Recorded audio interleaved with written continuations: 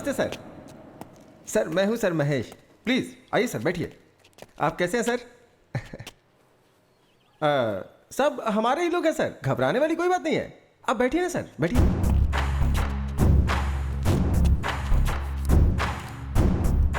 पर ये सब क्या है? अतिथि देवो भव सर। जो भी मेहमान हमारे पास आते हैं हम उनका ऐसे ही स्वागत करते हैं सर। यहाँ आने वाला कोई भी खाली पेट या खाली हाथ नहीं जाना चाहिए, ऐसा हमारे बॉस का ऑर्डर है सर। पहले मुझे यहाँ पर क्यों बुलाया हो ये बताओ। सर सुना है कि शहर में एक केस के बारे में आप इन्वेस्टिगेशन कर रहे हैं, और ये बात हमें आपके डिपार्टमेंट वाले ने ही बताई है। बिना हमारे जानकारी के यहाँ कुछ नहीं हो सकता है सर।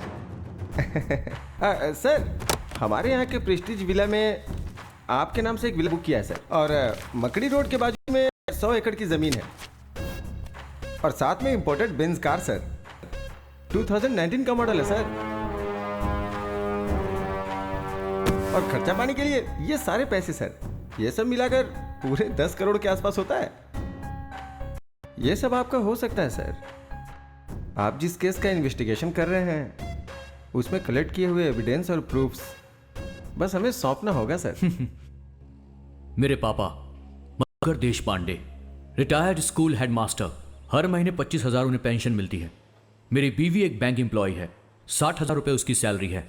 मैं सरकार के लिए काम करता हूं और मुझे 1 लाख रुपए हर महीने सैलरी मिलती है। जिंदगी खुशी से गुजारने के लिए इतने पैसे काफी होते हैं। इन सारे प्रूफ और एविडेंस को मुझे जहां पर पहुंचाना है मैं वहां पर पहुंचाकर ही रहूंगा। सर एक मिनट सर। सर कहिए सर। वो मान गया क्या? नहीं सर, माना नहीं, मैंने सब कुछ दिखाया फिर भी नहीं मान रहा है सर। ठीक है, एक चांस देकर देखो। ठीक है सर, बोल के देखता हूँ। सर हमारे बॉस आपको एक चांस और देना चाहते हैं सर। किसी की जान लेना आसान है, पर उसका ज़मीर खरीदना इतना आसान नहीं होता। तुम्हारी इन सब चीजों को पाने के लालच में मैं खुद को बेचने वाला नहीं हूं। ड्यूटी में कभी कभी ऐसा करना पड़ता है सर, नहीं तो जान से हाथ धोना पड़ता है। एक IAS ऑफिसर के सामने ऊंची आवाज से बात करना गलत होता है, और तुम मुझे धमकी दे रहे हो। एक बात याद रखना, तुझे छोड़ूंगा नहीं मैं।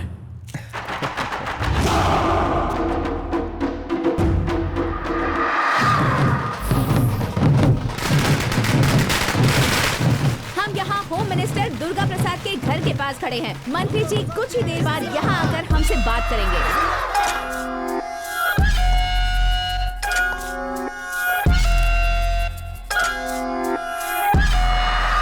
मुझे पार्टी ज्वाइन किए हुए 3 साल हो चुके हैं। आप मुझे अपना गॉडफादर समझते हैं, मुझे होम मिनिस्टर बनाने के लिए सपोर्ट कर रहे हैं। मैं अपनी प्यारी जनता को और अपने सभी मीडिया के लोगों को धन्यवाद कहना चाहता हूँ। सर आप अगले चुनाव में CM के उम्मीदवार होंगे, ऐसा हमने सुना है सर। नहीं, पार्टी के लिए इंसान मुख्य नहीं होता है, पार्टी के मुख्य लोग इसका फैसला करेंगे। मैंने आप लोगों को यहाँ इसीलिए बुलाया है। अपने पार्टी के नए स्टेट यूथ प्रेसिडेंट से आप सबको मिलाना चाहता हूँ। कौन है सर? आपका बेटा अर्जुन है क्या?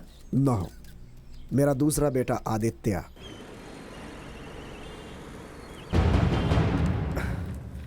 नमस्ते सर, कुछ भी करके मेरे बेटे को ढूंढ दीजिए। हमारे डिपार्टमेंट ने इस केस को बहुत ही सीरियसली लिया है। सुबह शाम हमारे डिपार्टमेंट के लोग आपके बेटे को चारों तरफ ढूंढ रहे हैं। Have patience.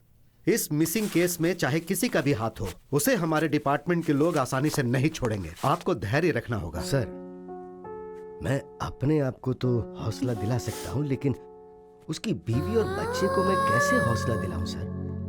बुरा नहीं मानिएगा, मैं आपसे कुछ पूछना चाहता हूँ। आपके बेटे के पर्सनल लाइफ में कुछ प्रॉब्लम थी क्या?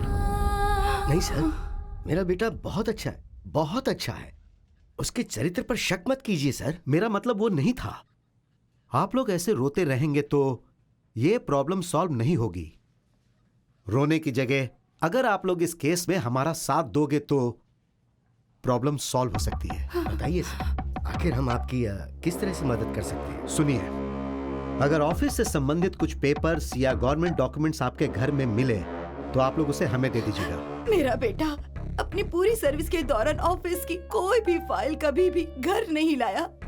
वो जो यूज करता था, पेन ड्राइव, हार्ड डिस्क या उसकी कोई पर्सनल चीज आपको घर में मिले तो उसे लाकर आप मुझे दीजिएगा। उससे आगे जांच करने में मदद मिलेगी। सर, मीटिंग का टाइम हो गया है सर। ओके, सुनिए, मुझे एक इंपॉर्टेंट मीटिंग में जाना है। आपसे अगले हफ्ता मिलूंगा। तब तक पेन ड्राइव, लैपटॉप जो भी आपको मिले उसे आप हमारे हवाले कर दीजिएगा। नमस्ते सर।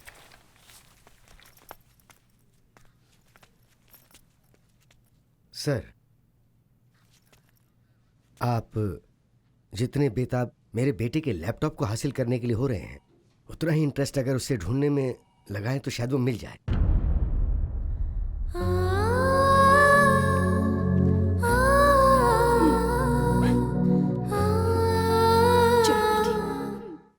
आज की ब्रेकिंग न्यूज ये है कि इस वक्त की ब्रेकिंग न्यूज ये है कि आईएएस ऑफिसर शुभकर देशपांडे लापता हो गए हैं। इसके बारे में ज्यादा इन्फॉर्मेशन देंगे हमारे प्रतिनिधि महेश। शुभकर देशपांडे कुछ दिन पहले अनुमान लगाया जा रहा है कि वो गायब हो गए हैं।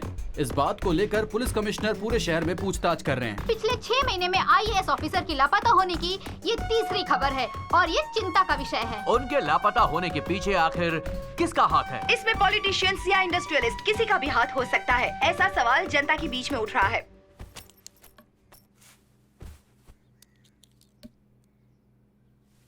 मुझे ऐसा लग रहा है कि ये पुलिस वाले हमारी कोई मदद नहीं कर पाएंगे।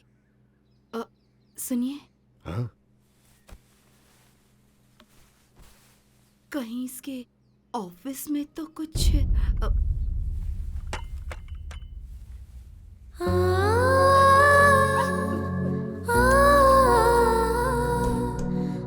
कैसी बातें कर रहे हो? वो हमारा बेटा है, उसके बारे में ऐसा कैसे सोच सकती हो? बेचारी की हालत तो देखो। हमें उसे समझाने की जरूरत है, उसे समझना चाहिए। जो भी मुंह में आए बक देती हो।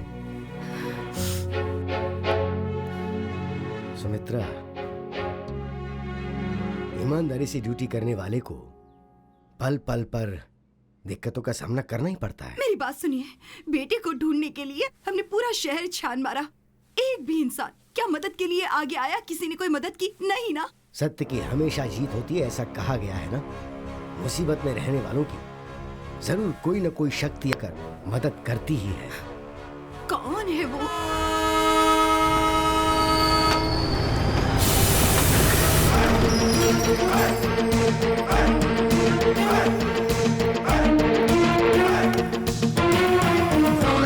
अरे हटना, ये रास्ते में खंबे जैसा क्यों खड़ा है?